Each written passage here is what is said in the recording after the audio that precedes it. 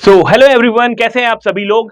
Polity के इस series में हम लोग डिस्कशन कर रहे थे और हम लोग जो अभी तक डिस्कस कर पाए थे या फिर हमने जो कंप्लीट कर रखा है that is up to the fundamental rights. अब जो हमको डिस्कशन करना है, हमने जो स्टार्ट करना था, हमने लास्ट लेक्चर में स्टार्ट कर भी लिया था even directive principles of state policies, और उसी को आगे कंटिन्यू करते हुए और थोड़ा सा रिवाइज भी करेंगे कि डीपीएसपी क्या होता है और डीपीएसपी में जो चीजें दी गई हैं वो किस तरीके से दी गई हैं। क्या होता है directive principle of state policies. तो जैसा कि नाम सजेस्ट कर रहा है, हमारे संविधान का पार्ट 4 है ये, और इसमें बताया गया है कि किस तरीके से जो हमारा कॉन्स्टिट्यूशन है वो गाइड करता है क्या बोलते हैं, जो कानून बनाने वाले लोग हैं, जो हमारी पार्लियामेंट है, उनको गाइड किया जाता है इसके थ्रू कि कानून बनाने से पहले या कोई भी ऑर्डर बनाने से पहले you have to have something in your mind, और उसके हिसाब से ही आपको क्या बनाना है, हमारे देश में कोई भी कानून व्यवस्था बनानी है या कोई भी बिल पेश करना है। और अगर इन फंडामेंटल राइट्स क्या बोलते हैं, जैसे फंडामेंटल राइट्स हैं वो कंपलसरी होते हैं, जो कि गारंटीड किए जाते हैं सुप्रीम कोर्ट के द्वारा, उसको गारंटी किया जाता है या सिक्योर किया जाता है सुप्रीम कोर्ट के द्वारा। डीपीएसपी को सिक्योर नहीं किया जाता है। बेसिकली दो तरीके के राइट्स होते हैं, एक कंपलसरी और एक नॉन कंपलसरी। तो ये जो नॉन कंपलसरी राइट्स हैं, इसको ही आप समझ सकते हैं directive principle of state policies. तो जैसा कि हम लोगों ने डिस्कस किया था लास्ट लेक्चर के अंदर, फिर से एक बार देख लेते हैं कि क्या है।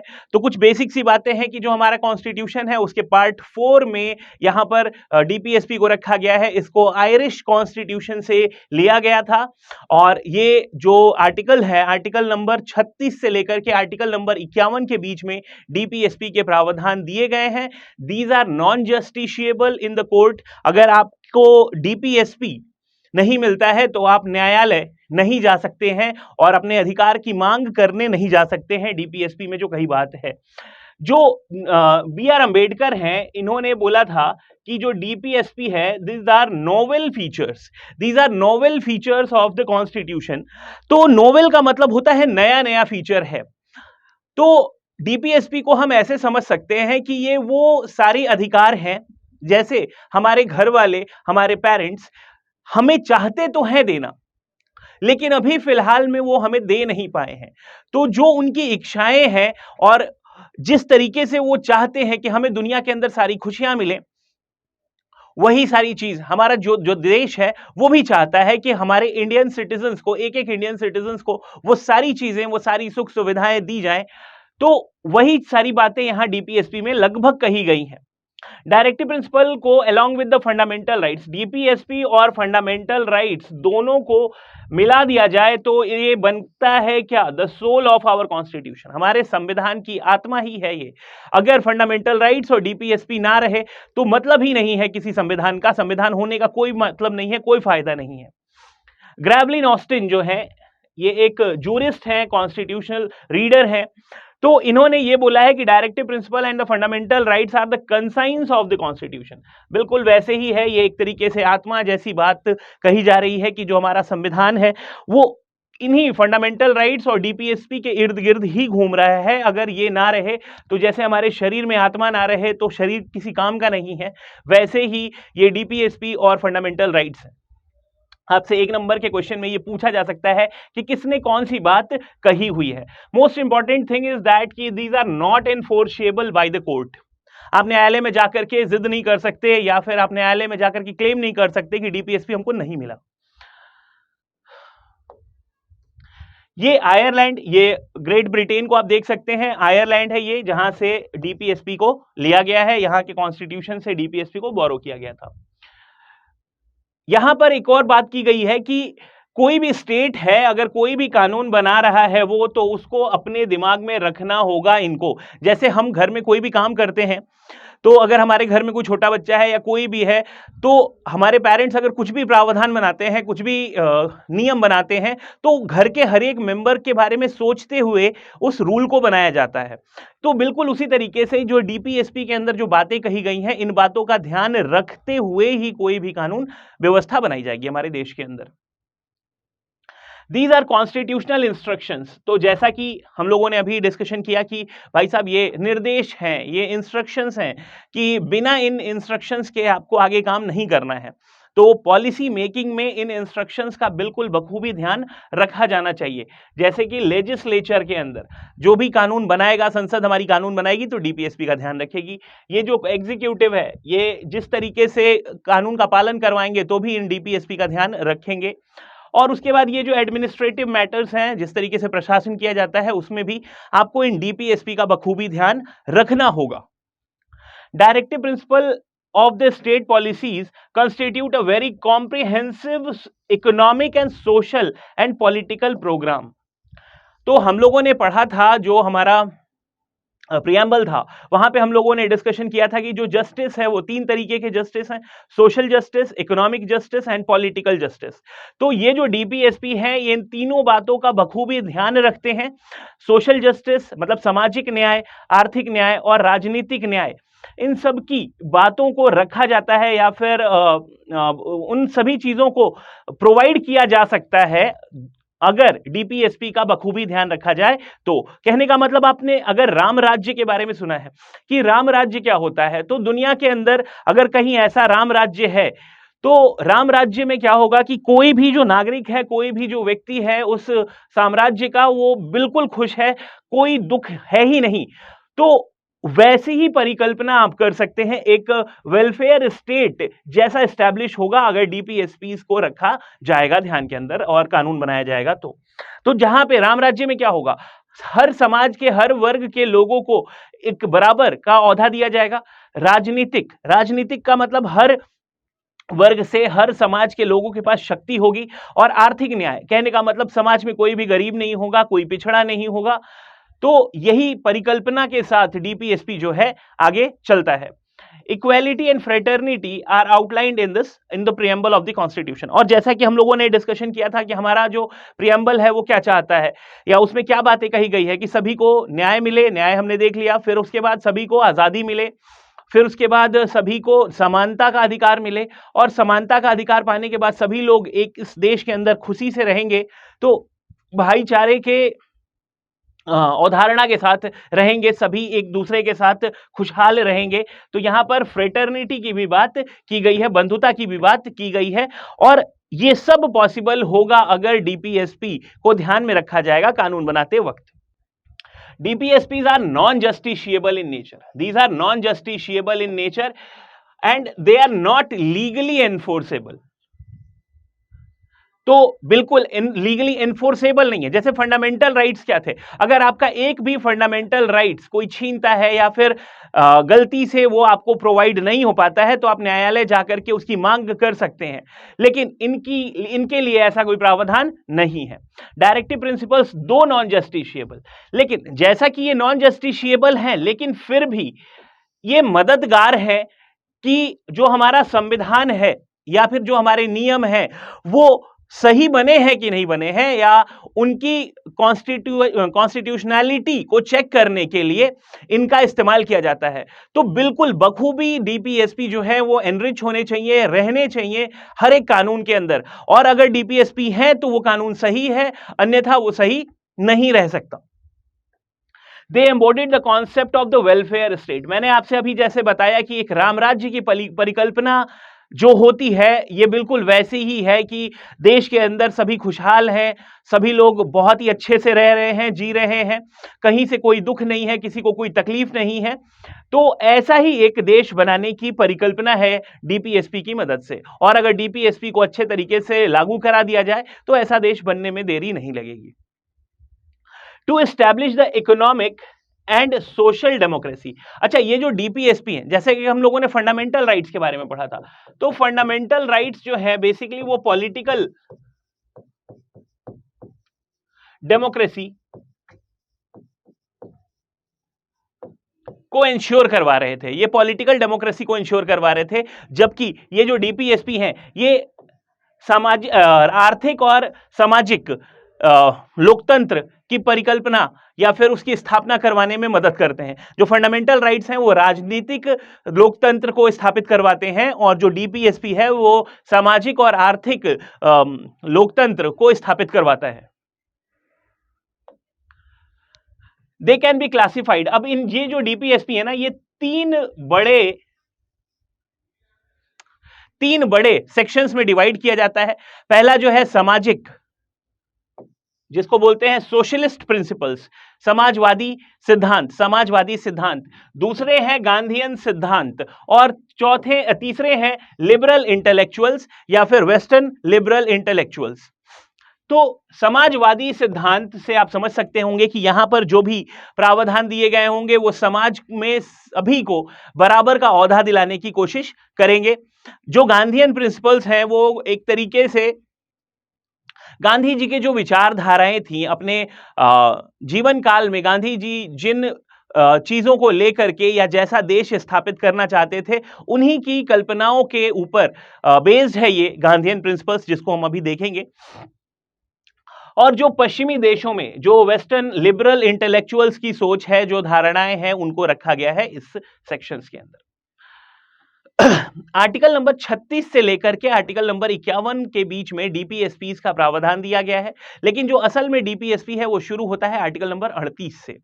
जैसा कि हमने फंडामेंटल राइट्स में पढ़ा था, फंडामेंटल राइट्स क्या थे, 12 से लेकर के 35 तक थे। तो लेकिन शुरुआत फंडामेंटल राइट्स की कहां से हो रही थी, 14 से हो रही थी। और जो ऊपर के दो आर्टिकल्स थे, एक तो था definition of state, article number 12, और उसके बाद आर्टिकल नंबर 13 जो था वो क्या था, आर्टिकल नंबर जो 13 था वो बता रहा था कि किस तरीके से आपके राइट्स को रिव्यू किया जाएगा। जुडिशियल रिव्यू का हिसाब किताब बताया गया था कि अगर कोई भी प्रावधान बनता है, कोई भी कानून बनाया जाता है, तो उसकी जांच की जाएगी सुप्रीम कोर्ट के द्वारा, दैट इज जुडिशियल रिव्यू। तो वैसे ही आर्टिकल नंबर 36 जो है हमारे संविधान का, ये आर्टिकल नंबर 12 जो था फंडामेंटल राइट्स के लिए, आर्टिकल नंबर 36 सेम है डीपीएसपी के लिए। हम लोगों ने उसमें पढ़ा था डेफिनेशन ऑफ स्टेट, राज्य की परिभाषा। राज्य की परिभाषा में हम लोगों ने क्या देखा था, हमारी केंद्र सरकार, राज्य सरकार, लोकल लेवल पे सरकारें, और वो सारी प्राइवेट संस्थाएं जो देश को उसके काम को करने में मददगार हैं या फिर गवर्नमेंट को हेल्प कर रहे हैं, तो वो क्या है, डेफिनेशन ऑफ स्टेट। हम लोगों ने उसको दूसरे तरीके से ये समझा था कि वो सारी संस्थाएं जो फंडामेंटल राइट्स को लागू करवा रहे हैं, जो दे रहे हैं लोगों को, तो उन्हीं को रखा गया है आर्टिकल नंबर 12 के अंदर, definition of state. Article number 36 भी सेम है बिल्कुल। अगर डीपीएसपी लागू करवाना है तो डीपीएसपी को कौन लागू करवाएगा, तो एक राज्य के बारे में बताया गया है कि कौन है वो राज्य, तो जिसमें आती है आपकी केंद्र सरकार, फिर आती है राज्य सरकार, फिर लोकल लेवल पे संस्थाएं, और फिर वो सारी की सारी प्राइवेट संस्थाएं जो कि डीपीएसपी को लागू करवाने का कार्य करेंगे या जनता तक इन डीपीएसपी को पहुंचाने का काम करेंगे, वही है स्टेट, वही है राज्य। तो आर्टिकल नंबर 36 में आप देख सकते हैं डेफिनेशन ऑफ स्टेट, राज्य की परिभाषा, और ये डायरेक्ट करता है राज्य को कि सिक्योर करिए और प्रोटेक्ट करिए सामाजिक order which stands for the welfare of the people.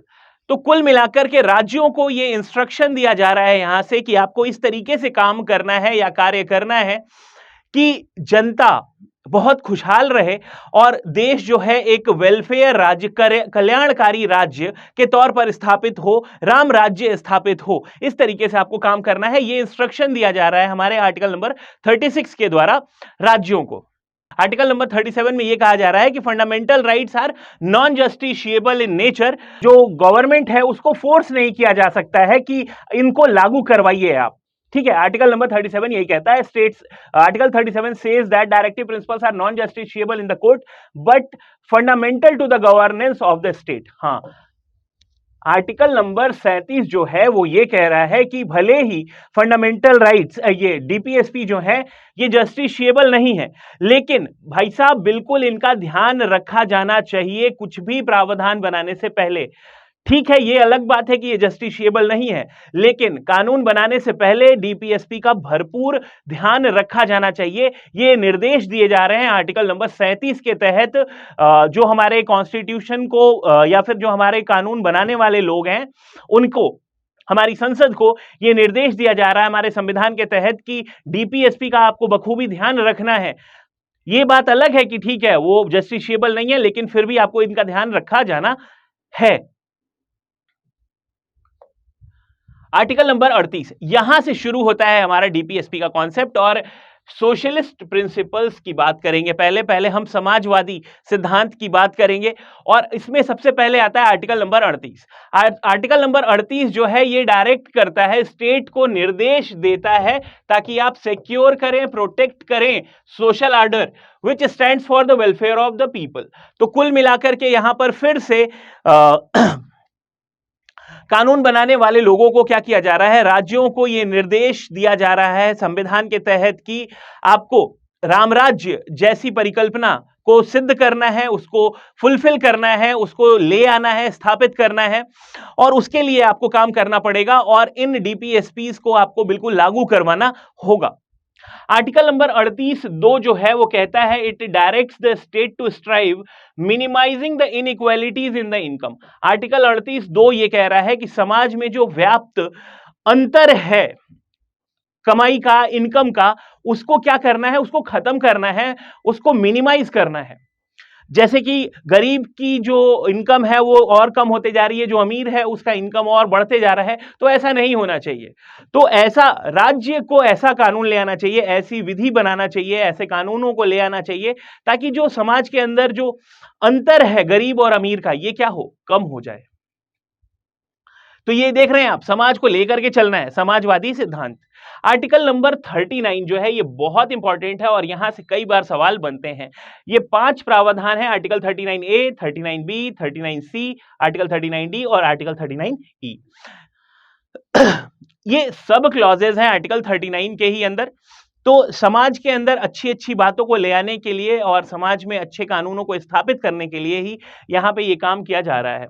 तो पहला बोल रहा है इसमें आर्टिकल 39A जो है वो कह रहा है कि सिटीजन्स, जिसमें नागरिक, जिसमें पुरुष और महिलाएं दोनों आते हैं, नागरिक जिसमें पुरुष और महिलाएं दोनों आते हैं और उन सभी को, सभी नागरिकों को एक अच्छा जीवन जीने का अधिकार मिलना चाहिए।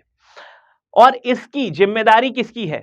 इसकी जिम्मेदारी है सरकार की। सरकार इसका ध्यान बिल्कुल रखेगी कि भाई साहब, भारत में जो भी नागरिक है, भले वो पुरुष हो, महिला हो, whoever it may be, उसको अपने हिसाब से एक अच्छा जीवन जीने का अधिकार मिलना चाहिए और ये आर्टिकल नंबर 39A कहता है।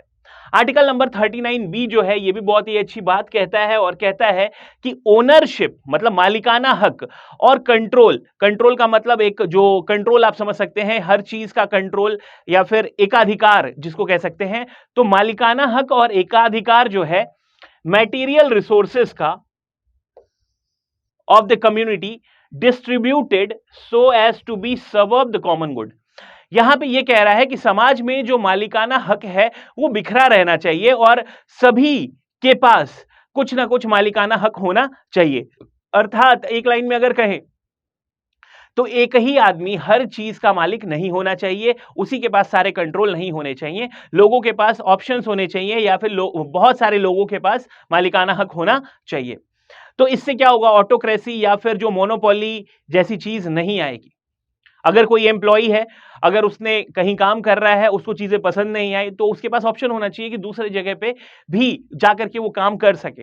लेकिन अगर सारा कंट्रोल एक ही आदमी के आसपास रहेगा तो वो क्या करेगा, वो लोगों को सप्रेस करेगा और अपनी मर्जी से काम करवाएगा, जिसकी वजह से रामराज्य तो स्थापित नहीं हो सकता है। तो रामराज्य स्थापित अगर कराना है तो मालिकाना हक को क्या करना पड़ेगा, आपको डिस्ट्रीब्यूट करना पड़ेगा हर सेक्शन में, हर सोसाइटी के हर सेक्शन में। आर्टिकल 39C जो है ये भी एक बहुत ही बढ़िया बात कह रहा है कि economic system shall operate in a manner that does not result in the concentration of wealth. तो जो बात बी में कही गई है वही बात लगभग सी में कही गई है। आर्टिकल बी में क्या बोल रहा है कि मालिकाना हक जो है वो पूरे समाज में बिखरा होना चाहिए। आर्टिकल 39C जो है वो ये कहता है कि जो तंत्र है, जो इकोनॉमिक सिस्टम है, वो इस तरीके से कार्य करना चाहिए कि जो इकोनॉमी है उसका कंसंट्रेशन नहीं होना चाहिए, एक ही जगह पर सारा पैसा इकट्ठा नहीं होना चाहिए। पैसा जो है ये भी क्या होना चाहिए, समाज में हर वर्ग के पास होना चाहिए, किसी एक ही व्यक्ति के पास सारा पैसा नहीं होना चाहिए। और इस चीज का बखूबी ध्यान कौन रखेगा, इकोनॉमिक सिस्टम रखेगा, जो हमारी सरकार है वो रखेगी। आर्टिकल नंबर 39D जो है ये आप सभी जानते होंगे और ऐसा होना भी चाहिए कि अगर कोई सेम काम कर रहा है, एक ही जैसा अगर काम दो लोग कर रहे हैं तो उनको एक जैसा पैसा भी मिलना चाहिए।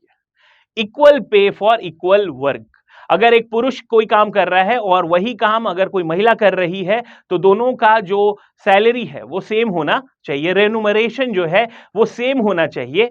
ना ही इसमें कोई अमीर गरीब का विभेद आना चाहिए, ना जाति का विभेद आना चाहिए, ना धर्म का विभेद आना चाहिए और ना ही किसी लिंग का विभेद आना चाहिए।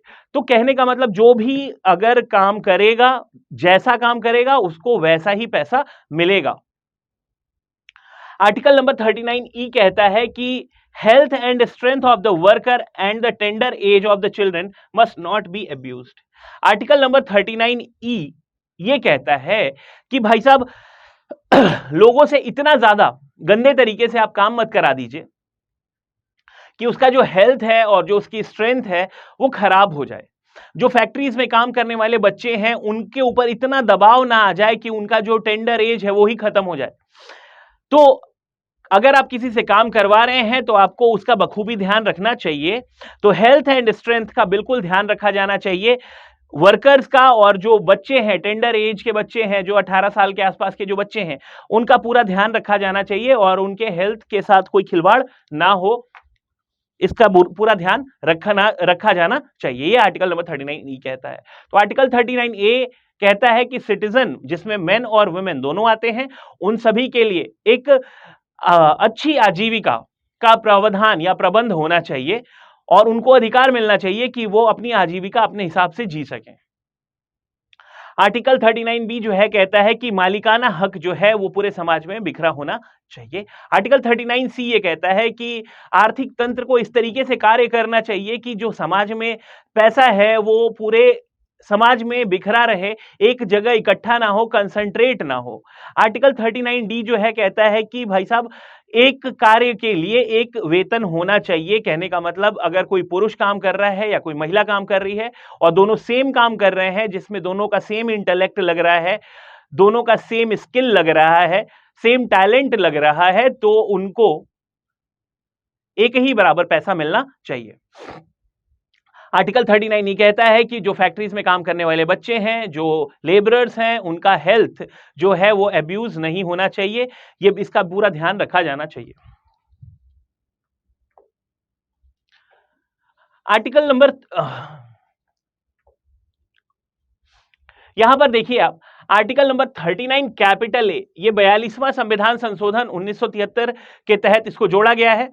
1976 के तहत इसको जोड़ा गया है 42वां संविधान संशोधन, और उसमें बोला जा रहा है equal justice and free legal aid. Equal justice and free legal aid, यहां पर यह बात बहुत इंपॉर्टेंट है और यह कहना चाह रहा है कि सभी को समान न्याय मिलना चाहिए और फ्री लीगल एडवाइस मिलनी चाहिए, फ्री लीगल सहायता मिलनी चाहिए। तो अगर कोई गरीब व्यक्ति है और कोई अमीर व्यक्ति है, तो गरीब व्यक्ति जो है ऐसा नहीं कि किसी पैसे के अभाव में अपने लिए न्याय ना ले सके, तो सरकार को ऐसा करना चाहिए कि सभी को क्या मिले, एक फ्री लीगल एडवाइस या हेल्प जो है वो मिलनी चाहिए। जैसे हॉस्पिटल्स होते हैं, वहां पर क्या है, आपको फ्री लीगल फ्री में आपको क्या दिया जाता है, हेल्थ सर्विसेज प्रोवाइड किए जाते हैं। तो यहां पर यही बोल रहा है कि सभी के साथ न्याय हो, बराबर का न्याय हो, किसी के साथ अन्याय ना हो, कोई गरीबी की वजह से पीछे ना रह जाए। तो ये आर्टिकल नंबर 39A में ये बात कही गई है। आर्टिकल 41 में जो बात कही गई है कि राइट टू वर्क, काम करने का अधिकार होना चाहिए, सभी के पास काम करने का अधिकार होना चाहिए और है भी। एजुकेशन का अधिकार है, public assistance in certain cases. Article 41 जो है ये कहता है कि सभी के पास काम करने का अधिकार है, सभी को शिक्षित होने का अधिकार है और पब्लिक असिस्टेंस पाने का अधिकार है सर्टेन केसेस में। जैसे आपको पेंशन दिया जाता है, वृद्ध लोगों को पेंशन दिया जाता है, बेरोजगार लोगों को पेंशन दिया जाता है, विधवा लोगों को पेंशन दिया जाता है। तो ये क्या है, ये बिल्कुल उसी तरीके से है कि भाई साहब जिसको जरूरत है उसको कुछ असिस्टेंस मिलना चाहिए, पब्लिक असिस्टेंस मिलना चाहिए। ठीक है ना, जैसे वृद्ध लोग हो गए तो वो अब काम करने की कोई कंडीशन में नहीं है, कोई हैंडीकेप्ड व्यक्ति है तो वो भी काम करने के लिए असक्षम है, तो उसकी आजीविका चलने के लिए सरकार की तरफ से कुछ असिस्टेंस दिए जाते हैं। ये उन्हीं की बातें कर रहा है आर्टिकल नंबर 41। तो ऐसा कोई जरूरी नहीं है कि दे ही सरकार, लेकिन ऐसा होना चाहिए। आर्टिकल 42 जो है ये कहता है provision for the just and humane condition of work and maternity relief. यहां पर बात यह कही जा रही है कि भाई साहब अगर कोई कार्य कर रहा है तो उसको एक न्याय संगत काम करने का एनवायरनमेंट मिलना चाहिए। ऐसा नहीं होना चाहिए कि जहां पे वो काम कर रहा है कोई भी व्यक्ति और वहां पे काम करने का माहौल ही नहीं है, तो ऐसा नहीं होना चाहिए। और अगली चीज जो है ये है बहुत इंपॉर्टेंट कि मैटरनिटी रिलीफ जो महिलाओं को मिलती है at the time of their pregnancy. तो अभी आप कमेंट बॉक्स में ये बताएंगे कि कितने टाइम के लिए मैटरनिटी रिलीफ जो है वो मिलती है इंडिया के अंदर, मेल एंड फीमेल दोनों को। तो प्रोविजन ऑफ जो मैटरनिटी रिलीफ है वो यहां पर बताया गया है कि मिलना चाहिए और ये दिया भी जाता है। अच्छा, एक चीज और आप बताएंगे कमेंट बॉक्स में कि कितने बच्चों के लिए ये दिया जाता है। अगली चीज जो है आर्टिकल नंबर 43 कैपिटल ए, इसको भी 42वां संविधान संशोधन 1976 के तहत जोड़ा गया था और यहां पर बोला गया है कि participation of workers in management of industries. तो आप लोगों ने सुना होगा कि लेबर यूनियन होता है। लेबर यूनियन क्या करता है, ट्रेड यूनियन क्या करता है कि फैक्ट्रीज के अंदर जो लेबरर्स हैं उनके हितों का संरक्षण करता है। कहने का मतलब यह है कि अगर कोई मैनेजमेंट है वो अगर कोई मशीनरी ले आई और मशीनरी से उनके हिसाब से मशीनरी काफी अच्छी है, लेकिन फैक्ट्रीज में जब लेबरर्स जो है काम करने गए और उनको काफी दिक्कतें आ रही हैं, तो अगर मैनेजमेंट के अंदर लेबरर्स का कोई होगा तो वो लेबरर्स की प्रॉब्लम को बता सकेगा, आगे परस्यू कर सकेगा, जिससे उस मशीन को हटाया जा सकता है या फिर उस प्रॉब्लम को इरेडिकेट किया जा सकता है। तो कहने का मतलब यह है कि मैनेजमेंट में लेबरर्स का पार्टिसिपेशन होना चाहिए और यह मस्ट है। अगला है article number 45 provision for the children childhood care and education of the children below the age of 6 years. 6 साल से कम के जो बच्चे हैं, आर्टिकल 45 जो है ये कहता है कि 6 साल से कम के जो बच्चे हैं उनका चाइल्डहुड केयर और उनकी शिक्षा का जो ध्यान है वो रखा जाना चाहिए। और कौन रखेगा, तो सरकार रखेगी। तो आपको पता है कि जैसे वैक्सीनेशन, फ्री वैक्सीनेशन प्रोवाइड किया जाता है गवर्नमेंट की तरफ से, आशा वर्कर्स जाते हैं, डोर टू डोर कैंपेन करते हैं, जैसे पोलियो का भी हिसाब किताब आप समझ सकते हैं। तो जो 6 साल से कम के बच्चे हैं उनका हेल्थ, उनका ध्यान रखा जाना चाहिए और उनकी शिक्षा का जो हिसाब किताब है वो रखा जाना चाहिए। अभी जैसे आर्टिकल नंबर 21A देखा था हमने, हम लोगों ने उसमें देखा था कि शिक्षा का अधिकार जो भी 6 साल से 14 साल के बच्चे हैं उनको मुफ्त शिक्षा दिया जाता है। तो अभी जो 6 साल से कम के बच्चे हैं उनकी भी शिक्षा का प्रावधान हमारे सरकार के द्वारा किया जाता है और यहाँ पे आर्टिकल नंबर 45 इन बातों को बताता है। तो अभी आपको सोशलिस्ट प्रिंसिपल्स जो हैं अच्छे से समझ में आए होंगे, समाजवादी सिद्धांत आपको समझ में आए होंगे। अब हम बात करेंगे कि इसके गांधीयन प्रिंसिपल्स के। गांधीयन प्रिंसिपल्स की अगर बात करें तो गांधी जी की जो भी इच्छा थी, जो अवधारणा वो पालते थे सॉरी, तो आर्टिकल नंबर 40 जो है वो कहता है कि organisation of the village panchayat, organisation of village panchayat, Panchayati Raj व्यवस्था हमारे देश के अंदर है। 73वां संविधान संशोधन 1992 के तहत कॉन्स्टिट्यूशनल स्टेटस दिया गया था पंचायती राज सिस्टम को। तो ये गांधी जी की परिकल्पना है कि गांव जो है वो सशक्त होने चाहिए, काफी मजबूत होने चाहिए। जो केंद्रीकरण है, जो सरकार की जो शक्तियों का जो केंद्रीकरण है उसके खिलाफ थे गांधी जी। उनका ये मानना था कि जो शक्ति है, जो पावर है, पॉलिटिकल पावर है, वो एकदम नीचे से शुरू होना चाहिए।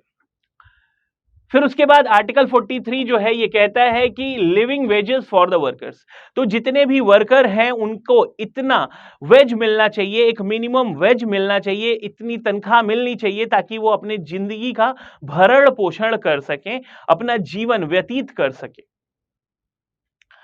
और ये मिलना ही चाहिए। तो जैसे कि पहले क्या होता था, लोग क्या करते थे कि खाना खिला करके जिंदगी भर काम करवा रहे हैं अपने खेतों में, तो ऐसा नहीं कर सकते। आपको एक मिनिमम सैलरी आपको देना पड़ेगा। अच्छा, वो सैलरी भी इतनी होनी चाहिए कि आजीविका चल जाए। ऐसा नहीं कि आप 24 घंटे काम करवाओ किसी से और 10 रुपए दे दो, तो ऐसा नहीं कर सकते आप। आर्टिकल 43A हम ऑलरेडी डिस्कस कर चुके हैं कि participation of the workers in the management of industries. Article 46 कहता है कि promotion of educational and economic interest of the scheduled caste, tribes and other weaker section. तो आपको पता है कि गांधी जी जो है वो SC ST लोगों के लिए, उनके डेवलपमेंट के लिए काफी कुछ सोचा करते थे। तो यहां पर यही हिसाब किताब है, जैसा हमने आर्टिकल 45 में पढ़ा कि 6 साल से कम के जो बच्चे हैं उनके शिक्षा का और उनके स्वास्थ्य का ध्यान रखा जाना चाहिए। उसी तरीके से आर्टिकल 46 में बताया गया है कि जो SC कैटेगरी के लोग हैं, जो ST कैटेगरी के लोग हैं, जो समाज में वंचित लोग हैं, उनका भी शिक्षा का और उनके आर्थिक हितों का ध्यान रखा जाना चाहिए। जितने भी वीकर सेक्शन हैं उनका आर्थिक ध्यान रखा जाना चाहिए और उनकी शिक्षा के लिए प्रावधान बनाना चाहिए। आर्टिकल 47 जो है वो कहता है कि ये राज्य की जिम्मेदारी है, ये राज्य की जिम्मेदारी है, ये देश की जिम्मेदारी है कि लोगों के न्यूट्रिशन और उनके लिविंग स्टैंडर्ड को इंप्रूव किया जाए, उनके स्वास्थ्य की सुविधा के लिए इंप्रूवमेंट किया जाए। कहने का मतलब सरकार को इस तरीके से कदम उठाना चाहिए, इस तरीके से कार्य करना चाहिए कि लोगों का जो स्वास्थ्य है वो सुधरता जाए, वो बढ़िया होता जाए, और क्या बोल सकते हैं, उनके level of standard of living जो है वो रेज हो जाए, उनका जो न्यूट्रिशन का लेवल है वो रेज हो जाए। और इसी के अंदर सरकार ऐसा कर सकती है कि प्रोहिबिट कर सकती है इंटॉक्सिकेटिंग ड्रिंक्स, जैसे कि शराब हो गया, मदिरा हो गया, जो नशीले चीजें हैं उन चीज के ऊपर सरकार बैन लगा सकती है इस चीज के लिए, और उसको करना भी चाहिए ऐसा ड्रग्स के ऊपर जो कि इंजीरियस टू हेल्थ है। तो अगर कोई, मान के चलिए कि कोई गरीब आदमी है, दिन भर में अगर वो 200-250 रुपए कमाता है, अगर वो उसका शराब पी गया तो उसको न्यूट्रिशन मिला क्या? नहीं मिला। उसका स्टैंडर्ड ऑफ लिविंग रेज हुआ क्या? नहीं हुआ। लेकिन अगर वो व्यक्ति अपने घर पे वो पैसे लेके जाता है, 400-500 जो भी उसने कमाया, और वहां पर अगर वो अच्छा खाना खाता है, अपनी फैमिली को प्रोवाइड करता है, वो पैसे उससे फीड करता है, तो लोग, वहां पे लोगों का क्या होगा, स्टैंडर्ड ऑफ लिविंग रेज हुआ या नहीं हुआ? तो कहने का मतलब यह है कि इंटॉक्सिकेटिंग ड्रिंक्स जो हैं इनके ऊपर बैन हो जाना चाहिए।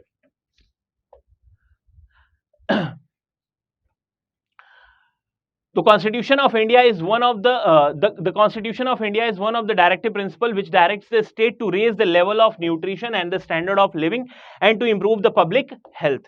Article 48 जो है वो कहता है कि Indian Constitution the state shall endeavor and organize agriculture and animal husbandry on the modern and scientific lines.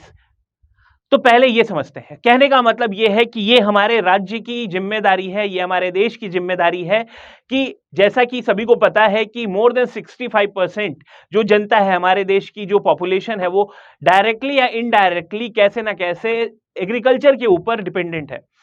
तो अगर इतने सारे लोग अगर एग्रीकल्चर पे डिपेंडेंट हैं तो जेन्युइनली उनका बढ़ोतरी होना चाहिए, उनका ग्रोथ होना चाहिए, उनका इकोनॉमिक सिस्टम मजबूत होना चाहिए। और अगर टेक्नोलॉजी नहीं आएगी तो ग्रोथ नहीं हो सकता है। तो ये राज्य की जिम्मेदारी है कि एग्रीकल्चर को ज्यादा मॉडर्न बनाया जाए, हाईटेक बनाया जाए, साइंटिफिक टेक्नोलॉजीज जो है वो इंट्रोड्यूस किए जाएं। तो उससे क्या होगा, ज्यादा से ज्यादा यील्ड इंप्रूव होगा, ज्यादा से ज्यादा खेती बढ़ेगी, डेवलप होगी, तो लोगों का जो आय का जो जरिया है वो और अच्छा होगा। इसी के अंदर बोला गया है कि जो गाय है, जो बछड़े हैं, और जितने भी दूध देने वाले एनिमल्स हैं, और ड्राउट एनिमल्स का मतलब जो भी भारी वजन को ढोते हैं, उन सभी जानवरों का स्लॉटर जो है वो बैन होना चाहिए, उसको बैन कर देना चाहिए, उनको काटना नहीं चाहिए। अगर हम लिबरल इंटेलेक्चुअल प्रिंसिपल्स की बात करें तो लिबरल इंटेलेक्चुअल प्रिंसिपल्स के अगर हम बात करें तो इसमें आता है आर्टिकल नंबर 44। आर्टिकल 44 कहता है uniform civil code for the citizens, सभी के लिए एक जैसा कानून, चाहे वो हिंदू हो, चाहे मुसलमान हो, चाहे गरीब हो, चाहे अमीर हो, चाहे किसी जाति का हो, किसी धर्म का हो, चाहे किसी देश के किसी दूसरे कोने का हो, अगर कानून बनेगा तो सभी के लिए एक जैसा कानून बनेगा। हमारे देश के अंदर सिर्फ गोवा ऐसा राज्य है जहां पर यूनिफॉर्म सिविल कोड है, बाकी जगह पे ये नहीं बन पाता क्योंकि सबके लॉज अलग हैं। सबके तौर तरीके अलग हैं, हमारे देश में डाइवर्सिटी इतनी ज्यादा है, कल्चर इतने ज्यादा है कि और हर धर्म के अपने अलग कल्चर हैं और सभी लोग अपने कल्चर के हिसाब से ही काम करते हैं। गोवा के अंदर ये लागू इसलिए हो पाता है क्योंकि वो मेजॉरिटी पॉपुलेशन क्रिश्चियन है और सभी लोग एक ही जैसा हिसाब किताब बियर करते हैं या डील करते हैं, इसीलिए यूनिफॉर्म सिविल कोड जो है गोवा के अंदर लागू हो पाता है और इंडिया के अंदर अभी तो लागू होता नहीं दिख रहा है। बाकी गवर्नमेंट इसका प्रयास कर रही है और धीरे धीरे हो जाएगा। आर्टिकल 45 कह रहा है, ये वेस्टर्न लिबरल प्रिंसिपल्स में भी आ गया, कि अर्ली चाइल्डहुड केयर और education of the children below the age of 6 years. Already ये डिस्कस कर चुके थे हम समाजवादी, तो ये वेस्टर्न लिबरल्स में भी आ गया। आर्टिकल 48 क्या कह रहा है, organisation of agriculture and animal husbandry, already ये डिस्कस कर चुके हैं हम गांधीयन प्रिंसिपल्स के अंदर। फिर आर्टिकल 48 ये कहता है कि protection and the improvement of environment and safe guard to the forest and the wild life. हमारे देश के अंदर जितना भी जंगल है, जो जीव जंतु हैं, उन सभी का संरक्षण होना चाहिए। प्रकृति का संरक्षण होना चाहिए और अगर प्रकृति का संरक्षण नहीं करेंगे तो हम भी जीवित नहीं रह सकते हैं।